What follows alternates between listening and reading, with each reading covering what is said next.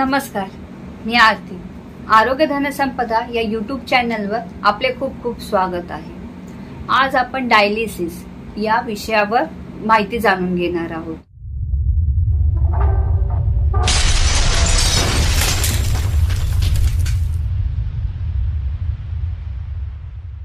लोकांना शंका असते, डायलिसिस म्हणजे काय, डायलिसिस का करतात, या सगळ्या प्रश्नांची उत्तर आज मी देणार आहे. डायलिसिस म्हणजे काय, डायलिसिस कधी करतात, जेव्हा एखाद्या व्यक्तीच्या दोन्ही किडन्या जेव्हा निकामी होतात, त्या काम करू शकत नाहीत, त्यावेळेला काय जातं, एक कृत्रिम पर्याय निवडला जातो. ठीक आहे, या कृत्रिम पर्यायाला आपण डायलिसिस असे बोलतो. ठीक आहे. आता किडनी काय काम करते हे बऱ्याच लोकांना माहिती नसेल. किडनी जे आहे आपल्या शरीरामध्ये जे नको असलेले घटक असतात, जसं युरिया आहे, क्रियाटिनिन आहे, ठीक आहे, ह्या सगळ्यांना काय करते, काढून टाकण्याचं काम करते, आपल्या शरीराच्या बाहेर काढून टाकण्याचं काम करते. पण जेव्हा आपल्या किडन्या निकामी होतात त्याची वेगळी वेगळी कारणं आहेत. या कारणांमुळे जेव्हा किडनी व्यवस्थित काम करू शकत नाही तर काय होतं, शरीरामध्ये हे जे वेस्ट प्रोडक्ट्स आहेत त्यांचं काय होतं, हे जमा व्हायला लागतात. ठीक आहे, आणि त्याच्यामुळे आपल्या किडनीवरती अजून ताण येतो. दुसरं जे किडनीचं काम असतं ते आपल्या शरीरात जास्त पाणी झालेलं असेल तर ते काढून टाकून द्रवांचा समतोल राखणं, हे दुसरं कार्य आहे. तिसरे कार्य, शरीरामध्ये क्षार असतात, सोडियम, पोटॅशियम यांचे प्रमाण योग्य प्रमाणात ठेवणे, हे देखील किडनीचे एक कार्य असते. शरीरामध्ये जर आम्लाचे प्रमाण जास्त झाले तर ते नियंत्रित ठेवण्याचे कार्य किडनी करते. डायलिसिसची गरज केव्हा पडते, जेव्हा आपली किडनी कार्य करण्यास सक्षम नसते, त्यावेळेला काय होणार आहे, जे किडनीचे कार्य आहे ते व्यवस्थितपणे होत नाही. बरोबर आहे. त्यामुळे काय होतं, ते सगळे आपल्या शरीरासाठी हानिकारक असते.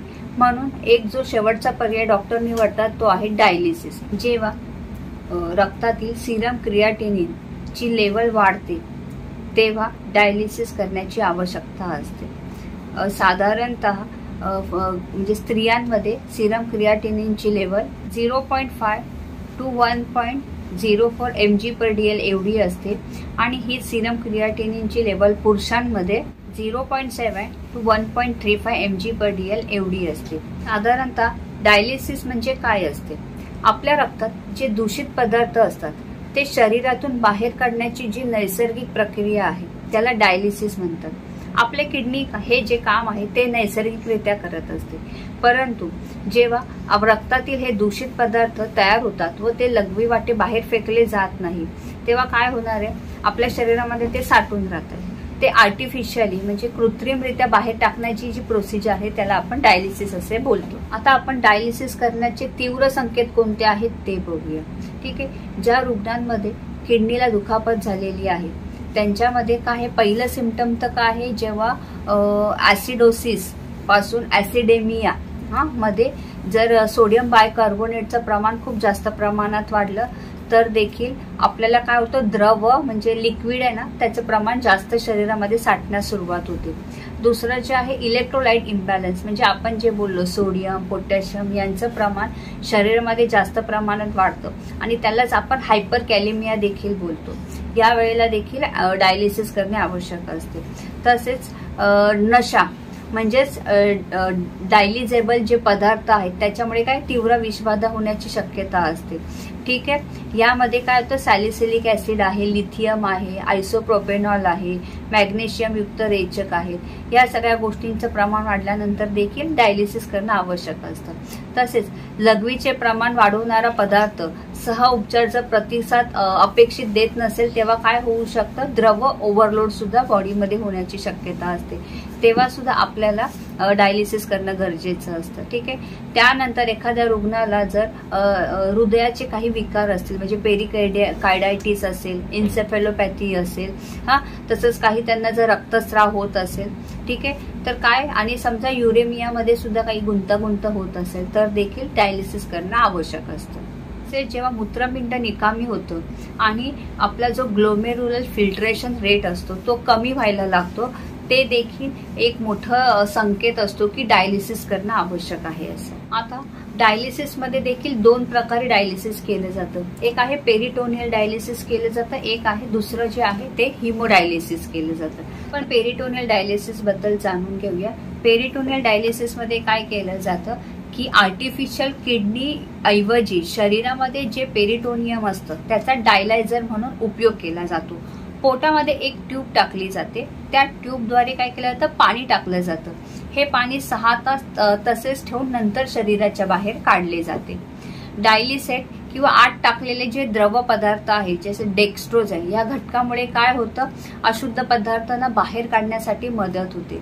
हे पदार्थ बाहेर ट्यूब वाटे कलेक्शन बॅग मध्ये आणले जाते आणि रुग्णाचे जे रक्त आहे ते शुद्ध व्हायला मदत होते. पेरिटोनियल डायलिसिसची ही प्रक्रिया 6 तास सुरू असते. यामध्ये सुधारणा होऊन ऑटोमेटेड पेरिटोनियल डायलिसिस ही प्रक्रिया सुद्धा केली जाते. हिमोडायलिसिस, आता आपण हिमोडायलिसिस बद्दल जाणून घेऊया. हिमोडायलिसिस हा जो आहे सर्वात सामान्य प्रकार आहे. या प्रक्रियेमध्ये काय केलं जातं, रक्तातील जे दूषित घटक आहेत व अतिरिक्त द्रव पदार्थ काढून टाकण्यासाठी ना हिमोडायलायझरचा म्हणजे कृत्रिम मूत्रपिंडाचा वापर करण्यात येतो. शरीरातून रक्त काढून कृत्रिम मूत्रपिंडाद्वारे ते शुद्ध केले जाते आणि नंतर जे शुद्ध केलेले रक्त आहे ते परत डायलिसिस मशीनच्या मदतीने शरीरामध्ये परत सोडले जाते. रक्त शुद्ध होते व शुद्ध झालेले रक्त रुग्णाला मिळते. तसेच शरीरात असणाऱ्या अतिरिक्त पाण्याचे जे मूल्यांकन करून ना ते बाहेर काढून टाकले जाते. त्यामुळे रुग्णाचा जो रक्तदाब आहे हा नियंत्रणात राहण्यास मदत होते. आता आपण डायलिसिसवर असलेल्या व्यक्तीने स्वतःची कशी काळजी घ्यावी याबद्दल जाणून घेऊया. अशा व्यक्तींनी स्वतःचा रक्तदाब, साखरेची पातळी नियंत्रित ठेवणं फार आवश्यक असतं. त्यांनी तणावापासून दूर राहणं फार आवश्यक असतं. त्यांनी व्यवस्थित व्यायाम करणं फार आवश्यक असतं. त्यांनी स्वतःला जो आहार घेतायत तो एकदम व्यवस्थित घ्यायचा आहे. अशा व्यक्तींना अशक्तपणा जाणवत असेल तर त्यांनी त्याच्यावरती त्वरित उपचार घेणे फार आवश्यक आहे. तसेच अशा व्यक्तींनी कमी पोटॅशियम असलेली फळे व भाज्या खाणे फार आवश्यक आहे. यामध्ये तुम्ही द्राक्ष, अननस, कोशिंबीर सारखी जे पदार्थ आहेत ते तुम्ही इन्क्लूड करू शकता. तसेच हिरवे बीन्स, काकडी यासारख्या गोष्टींचा देखील तुमच्या आहारात तुम्ही समाविष्ट करू शकता. कमी पोटॅशियम असलेले पदार्थ जसे की पास्ता, नूडल्स, तांदूळ, टॉर्टिला, बँगल्स हे सगळं तुम्ही खाऊ शकता. आणि दूध, केळी, संत्री, पालक, टोमॅटो, ब्रोकोली यामध्ये पोटॅशियमचं प्रमाण जास्त असतं. त्यामुळे ही पदार्थ घेणे तुम्ही टाळावे. तसेच डॉक्टरांच्या सल्ल्यानुसार तुम्ही न चुकता डायलिसिस करणं फार आवश्यक आहे. डायलिसिसच्या पेशंट्सला मोस्टली ब्लड प्रेशरची गोळी डायलिसिसला जाण्याच्या पूर्वी घ्यायची नाही असा सल्ला डॉक्टरांनी दिल्यास ती घेऊ नये. डॉक्टरांच्या सल्ल्याचं पालन करावं. ठीक आहे. त्यानंतर अशा डायलिसिसच्या पेशंटने स्वतःचं हिमोग्लोबिन मेंटेन करणं फार गरजेचं आहे आणि आहारामध्ये प्रोटीनचा समावेश. हिमोडायलिसिस हे आठवड्यातून 2 ते 3 वेळा करावे लागते आणि पेरिटोनियल डायलिसिस हे दिवसातून 2 ते 3 वेळा करावे लागते. जर तुम्हाला व्यवस्थित प्रशिक्षण मिळाले असेल तर तुम्ही घरच्याच घरी पेरिटोनियल डायलिसिस देखील करू शकता. डायलिसिसची जी किंमत आहे ते सेंटर टू सेंटर वेगळी वेगळी असते.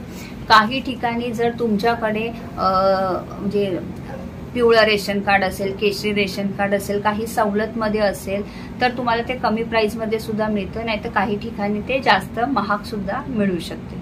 तर आज आपण डायलिसिस म्हणजे काय, किडनीची काय कामे आहेत, आपण 2 प्रकारचे डायलिसिस बघितलेले आहेत. हिमोडायलिसिस, पेरिटोनियल डायलिसिस बघितले आहेत. कोणत्या व्यक्तींमध्ये डायलिसिस करण्याची गरज लागते, ठीक आहे, त्याचे संकेत काय आहेत त्याबद्दल आपण सगळी माहिती घेतलेली आहे. जर कोणालाही डायलिसिसबद्दल अजून माहिती हवी असेल तर प्लीज मला कमेंट सेक्शनमध्ये टाका आणि आपल्या व्हिडिओला लाईक, शेअर आणि सबस्क्राईब करा. धन्यवाद.